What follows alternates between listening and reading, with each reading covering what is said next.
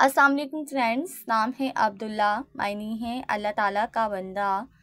नाम है अफ़ान, मायनी है दरगुज़र करने वाला, माफ़ करने वाला। नाम है आशिक, आशिक नाम के मायनी है मोहब्बत करने वाला।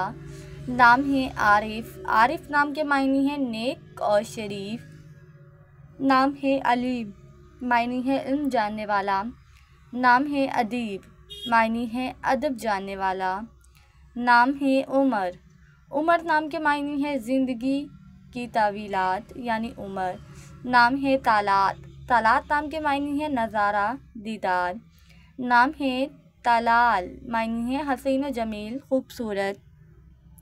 नाम है अमान, मायने है हिफाजत निगहबान।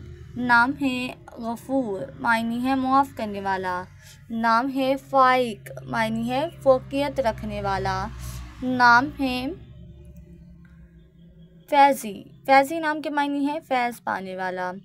नाम है फ़रहत, मायने है अक्लमंद दानिशमंद। नाम है फ़रहान, मायने है मसरूर और खुश।